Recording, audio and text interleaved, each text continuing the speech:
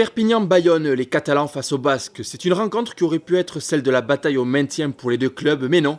L'Aviron réalise une saison étonnante et se déplace à Aimé-Giral pour conserver une place dans le top 6, alors que l'USAP joue pour sa survie. Devant son public, Perpignan attaque fort à la rencontre et met beaucoup de rythme sur ses lancements. Après un plaquage haut de Yann David, les Catalans vont en touche. Saïla Lalam trouve Galtier en fond d'alignement, un molle se met en place, il avance, et c'est le talonneur qui est à la conclusion de ce travail collectif. On revoit le bon travail des avants de l'USAP, la défense de l'Aviron est impuissante, l'âme plonge dans l'embut, c'est l'entame idéale pour les locaux qui mènent 7-0. Si Lopez a débloqué le compteur de l'Aviron au quart d'heure de jeu avec une pénalité, c'est l'USAP qui domine et qui a la plupart des ballons sur ce début de match.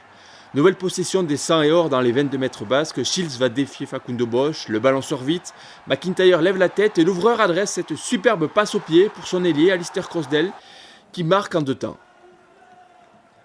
On se remet au ralenti cette merveilleuse passe au pied tapée par McIntyre et surtout la réception du ballon un peu acrobatique de Crosdale qui arrive à le contrôler en deux temps.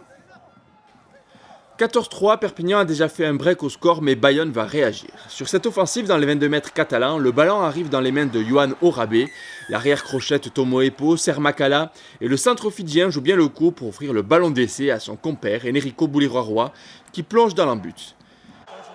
Dans une première mi-temps complètement folle, l'USAP ne baisse pas de rythme et Tuilagi fait parler sa puissance. Il faut 3 Bayonnais pour arrêter le colosse samoan. Derrière, le jeu rebondit, on va vite chercher les extérieurs.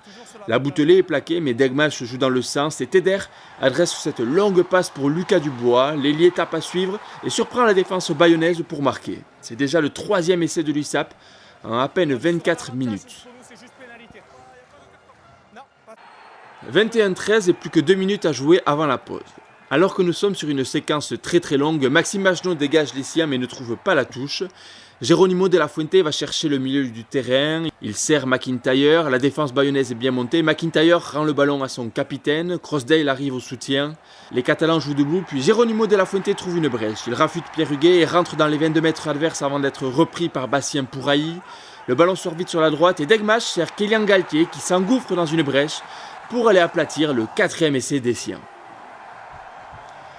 On revoit la bonne passe de Degmash qui ne s'est pas trompé en servant Galtier. Le flanqueur n'a plus qu'à conclure le travail de son équipe.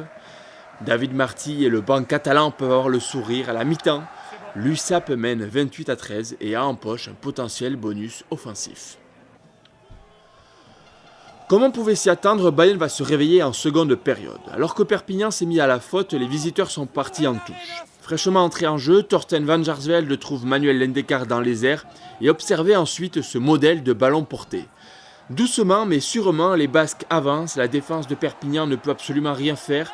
Tout le collectif bayonnais est là puisque Enrico Bouliroy-Roy et Marland Yardi sont venus prêter main forte à leurs avants. Le molle s'arrête et repart de plus belle pour que Thorsten van Jaarsveld termine finalement le travail. Énorme effort du pack bayonnais qui a emporté les avants catalans sur plus de 20 mètres. Revenu à 8 points, Bayonne poursuit ses efforts et fait le jeu en cette seconde période. Sur cette action, Van Jaarsveld, encore lui, gagne du terrain à l'impact, le ballon sort vite, et Camille Lopez joue bien le coup en remettant intérieur à Enrico Bouliroy-Roy. Le centre fidjien perce alors la défense catalane, il regarde autour de lui et joue bien son 2 contre 1 pour offrir le ballon d'essai à Yohan Orabé. En première mi-temps, c'est Orabé qui avait fait une belle partie du travail sur l'essai de Bouliroy-Roy, et là, c'est le contraire. On se repasse la belle initiative de Lopez qui a l'intelligence de remettre intérieur, puis la course de Bouliroy-Roy et la conclusion d'Orabé.